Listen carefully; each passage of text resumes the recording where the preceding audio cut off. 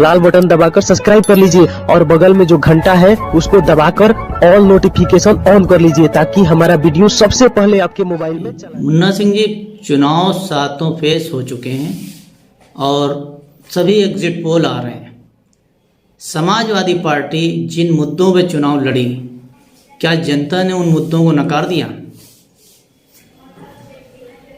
कि विधानसभा चुनाव उत्तर प्रदेश में वर्तमान सरकार के शासनकाल में जो भी कार्य किए गए उनसे जनता, चाहे किसान हो, चाहे नौजवान हो, चाहे पढ़ा लिखा तबका हो, चाहे किसान, सभी लोग पीड़ित थे। और इस चुनाव में एक जो लहर चली वो वर्तमान सरकार के विरोध में चली और एक बार ऐसा लगा कि प्रदेश में पार्टी नहीं बल्कि सत्ता पक्ष से जनता चुनाव लड़ रही है। तो हम समझते हैं कि पश्चिम में किसान, जाट, गुजर, वो चाहे किसी बिरादरी के हों, चाहे माइनॉरिटी के हों, सभी किसान एकजुट हो करके किसान आंदोलन किए और उस किसान आंदोलन के दौरान सरकार द्वारा उनके ऊपर तरह तरह के आरोप लगाए गए, तरह तरह से उनको प्रताड़ित किया गया, लेकिन वो अपने आंदोलन में डटे रहे और अंततः उनको विजय मिली और केंद्र सरकार को किसान बिल वापस लेने पड़े। ये तुरंत का था। पश्चिम का किसान इस प्रताड़ना को जो केंद्र सरकार द्वारा दी गई उसको भूला नहीं चुनाव में, और उसका परिणाम ये है कि बड़े पैमाने पर, जहां ये हमारा अपना मानना है कि बड़े पैमाने पर पश्चिम के किसानों ने वर्तमान सरकार के विरोध में वोट किया। अब आगे आए तो जब नौजवान सरकार के पास राजधानी लखनऊ में अपना रोजगार मांगने आया तो उसका स्वागत पुलिस की लाठियों से किया गया और बुरी तरह से लोग मारे गए। तमाम 5 साल में सरकार द्वारा परीक्षाएं कराई गई, फार्म भरवाए गए, लेकिन कोई भी अपॉइंटमेंट नहीं हुए। अधिकांशतः पेपर लीक हो गए और परीक्षाएं निरस्त हो गई, जिससे नौजवान त्रस्त था। और आगे अगर जाएं तो जो देहात एरिया है, जहां का किसान है, उसको सरकार द्वारा 5 किलो राशन दे करके प्रलोभन दिया गया, लेकिन किसान ने ये देखा कि सरकार हमें 5 किलो तो राशन दे रही है, लेकिन हमारा जो 10 कुंटल 50 कुंटल जो हम अपने खेत में पैदा करते थे वो आवारा पशुओं की वजह से नहीं पैदा हो पा रहा है, नहीं आ रहा है। तो छोटा किसान भी 10-5 कुंटल अपने खेत में पैदा कर ही लेता था। बड़े किसान तो 40-50 कुंटल 100 कुंटल तक पैदा करते थे और उनको आप 5 किलो का प्रलोभन दे रहे हैं, जिनका 10 कुंटल का नुकसान हो रहा है। तो ये मुद्दा भी किसानों के ऊपर इस वोटिंग में प्रभावी रहा। तो इस तरह से हम समझते हैं कि इस बार पूर्णतया पूरे प्रदेश में सरकार के विरोध में लोगों ने मतदान किया है, और क्योंकि दूसरी पार्टी और नहीं थी वर्तमान सरकार के विरोध में, तो एक समाजवादी पार्टी ही ऐसी थी कि जिसने खुल करके किसानों का साथ दिया, नौजवानों का साथ दिया। तो इन लोगों ने भी समाजवादी पार्टी का समर्थन किया, और जो बसपा का मूल वोट था, जो उसमें का जो पढ़ा लिखा तबका है, उसने जब ये देखा कि वर्तमान सरकार को हटाने में सिर्फ समाजवादी पार्टी ही सक्षम है, तो उसने भी सरकार को हटाने के लिए समाजवादी पार्टी का समर्थन किया। ये मेरा अपना मानना है। और मैंने ये देखा कि इस तरह से प्रदेश में समाजवादी पार्टी की सरकार बनने जा रही है और कम से कम 220 से लेकर के 235-40 के आसपास समाजवादी पार्टी के विधायक चुन करके आना चाहिए। ये मेरा अपना। सुनील जी, चुनाव जिस तरह से हुआ और समाजवादी पार्टी की रैलियों में जिस तरह से भीड़ दिखी, एग्जिट पोल एकदम अपोजिट दिखा रहे हैं, क्या वजह हो सकती है इसकी? अब देखिए, एग्जिट पोल की जहाँ तक के बात की जाए तो एग्जिट पोल जो है उसको ना मानने के कई कारण भी हो सकते हैं, क्योंकि जो एग्जिट पोल जिस हिसाब से किया जाता है वो बहुत कम चंद लोगों से उसका जा करके उनसे उनके बयान लिए जाते हैं उसके आधार पे। और जब ये जनरल आप देखते हैं कि सामान्यता कोई भी व्यक्ति जो है ग्रामीण इलाके का हो या अदर कास्ट का हो, वो माइक के सामने बोलने से डरता है। केवल एक फॉरवर्ड जो अपने को बताते हैं उसी में से 2-4-10% लोग निकल करके माइक के सामने आके और वो अपनी स्टेटमेंट देते हैं, और उसी स्टेटमेंट को ये लेकर के जो भी सर्वे किया जाता है, जो मेरी समझ से बात आ रही, मैं उस पे मैं अपना मत रख रहा हूँ, मैं किसी के उस पे वो नहीं कर रहा हूँ, ना एग्जिट पोल वालों के विरोध में कोई वो बात इस तरीके कर रहा हूँ, लेकिन जो मेरी ओपिनियन है कि उसमें जनरल जो कैटेगरी का पर्सन होता है उसके मन की बात इसमें नहीं आ पाती है।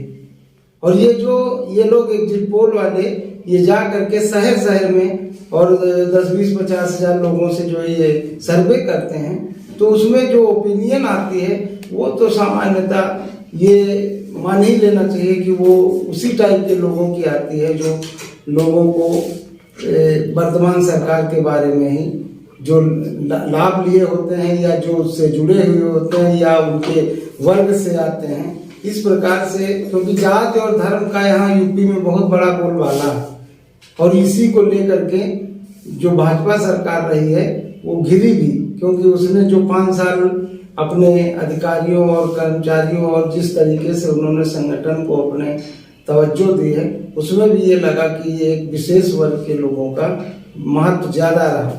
और इसी नाराजगी और इसकी नाराजगी और जो जनरल जो बच्चों की पढ़ाई जो इसके कोरोना काल की वजह से बाधित हुई, और नौकरी जो बेरोजगारी का ये सबसे बड़ा मुद्दा था। इन्हीं बेरोजगारी और किसानों की बात जहाँ तक की जाए पश्चिम में, तो जो ये चल रहा था, ये आपका आंदोलन किसानों ने किया, जो 3 काले कानून बनाए गए थे उसके विरोध में, जो लगभग 1 साल तक के चला, और 700 से ज्यादा किसान जिसमें शहादत दिए हैं अपनी।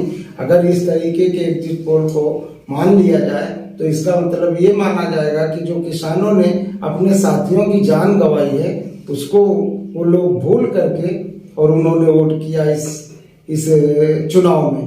तो इस प्रकार से उनकी शहादत को भुलाया नहीं जा सकता।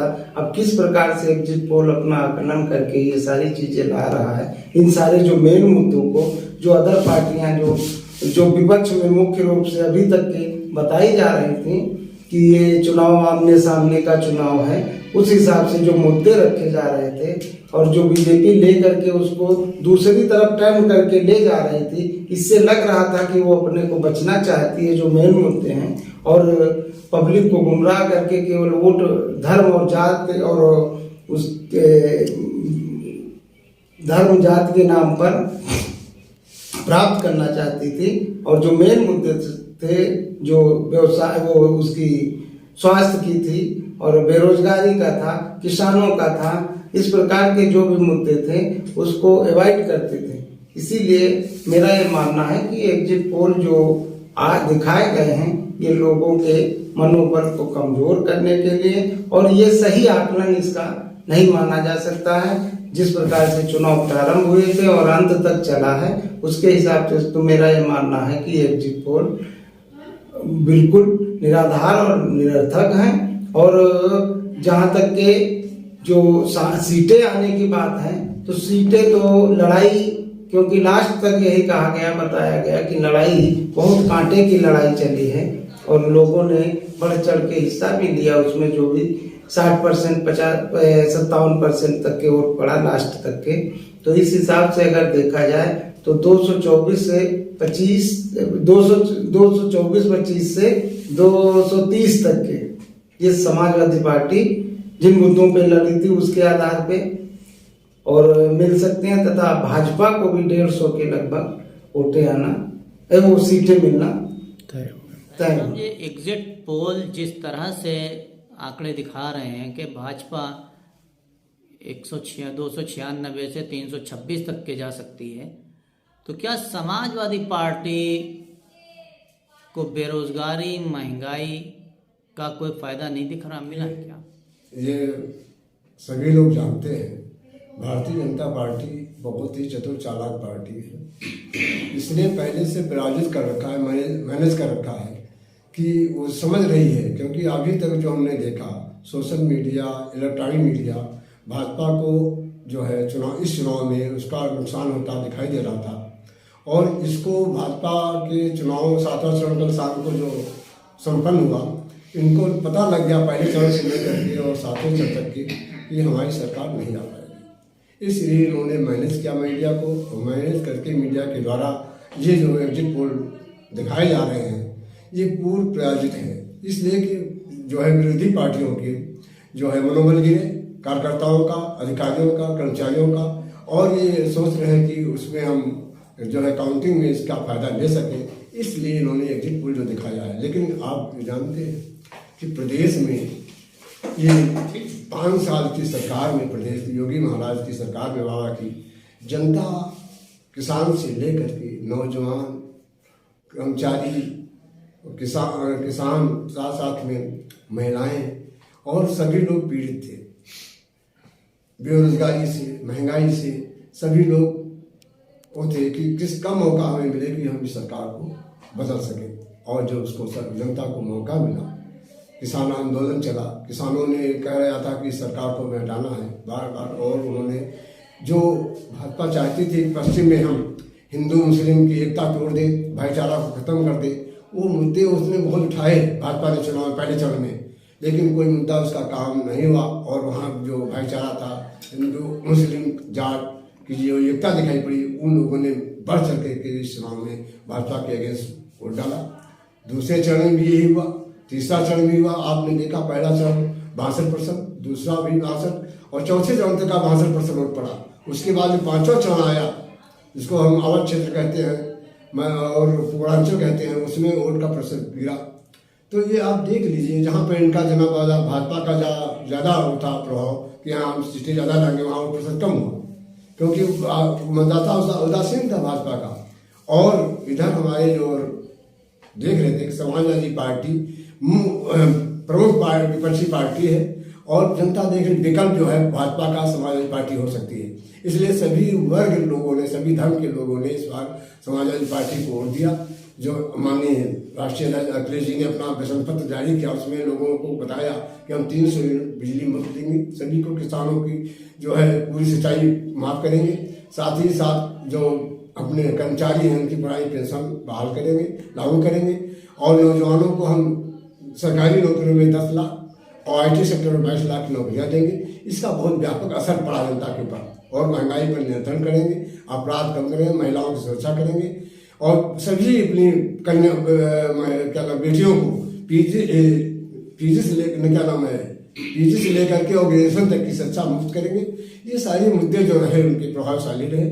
और इस प्रकार एग्जिट पोल जो है ये इनका अपना पोल है भाजपा का, लेकिन हम जानते हैं जब मतगणना होगी तो इसके उलट होगा। जिस प्रकार से बंगाल में हुआ था, दिल्ली में हुआ था और हरियाणा में हारते हारते लोग बच्चे बनाया किस तरीके से चुनाव। तो हमारा अनुमान है कि एग्जिट पोल एकदम निराधार होंगे।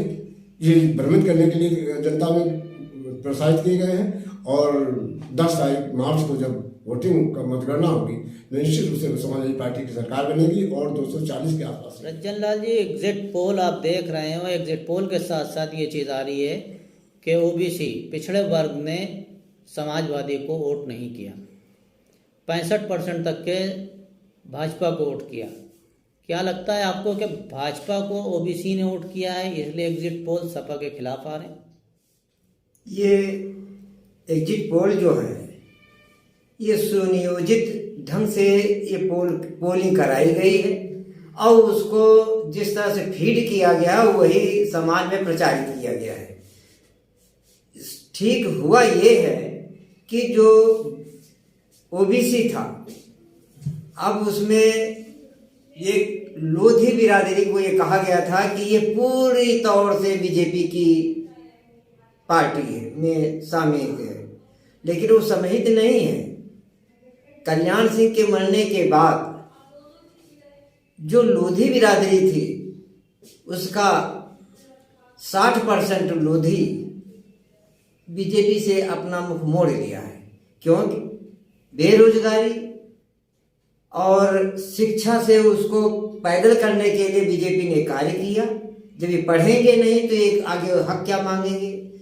तो चूंकि ओबीसी में लोधी बिरादरी है और वो पढ़ी लिखी भी है, पढ़े लिखे होने के नाते, और मैं भी लोधी बिरादरी का हूँ, हमने अपने सारे नातेदार रिश्तेदार और अपने बिरादरी और लोगों से खूब संपर्क किया और बात की, तो उन लोगों ने कहा कि कल्याण सिंह के साथ वो मोह जो है वो सब उन्हीं साथ चला गया।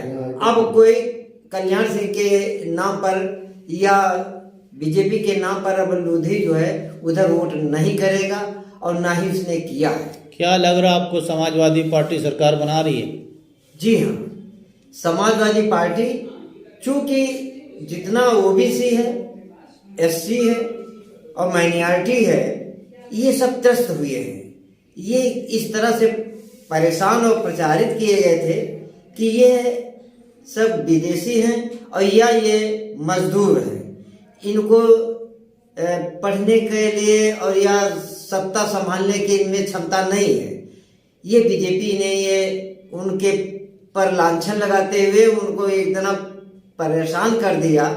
और जो ज़्यादातर हमारा ओबीसी खेतीहर है, कमेरा व्यक्ति है, अपना ये किसी से भीख नहीं मांगता है और न किसी के यहाँ हाथ जोड़ने जाता है। ये स्वयं अपने हाथ, अपना जगन्नाथ अपने हाथों को मजबूत दे करके अपने हाथों से ही अपने परिवार का भरण पोषण, परिवार और दूसरे की मदद करने वाला ये ओबीसी है। और ये ओबीसी जो है किसी भी हालत अपने परिवार को मरता गिरते नहीं देख सकता। हमको पूर्ण विश्वास है कि हमारा ओबीसी 60-65% तो पूरा समाजवादी पार्टी में ही लगा रहा है और इसी को वोट दे करके वो इस बार जो है जिता दिया है।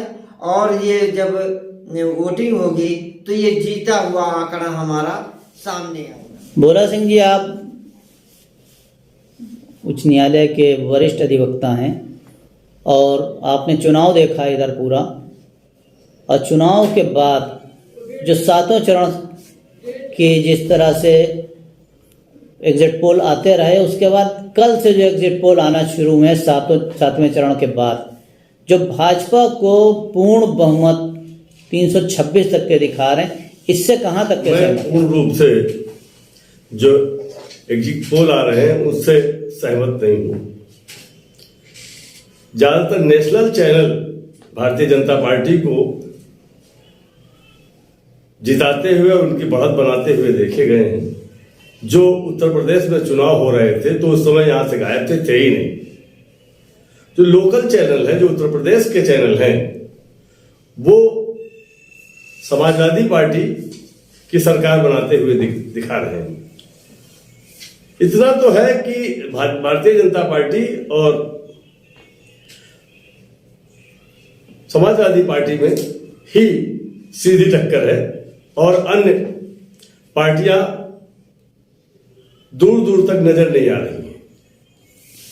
लेकिन जनता कोरोना काल में जिस तरीके से परेशान हुई वो नहीं भूली है, बुजुर्ग जिनकी पेंशन छीन ली गई वो नहीं भूले हैं, साढ़ों ने जिनके खेत खा लिए हैं वो नहीं भूले हैं, किसान आंदोलन करते हुए 750 किसान मर गया है वो नहीं भूला है, बच्चों पर लाठियां चलाई गई हैं, रोजगार नहीं मिला है, नौजवान परेशान है, तो वो भूला नहीं है। तो मैं ये समझता हूं कि भारतीय जनता पार्टी को जो ये नेशनल चैनल दिखा रहे हैं जीतते हुए, उस पर कोई दम नहीं है कि वो वास्तव में सही कहे।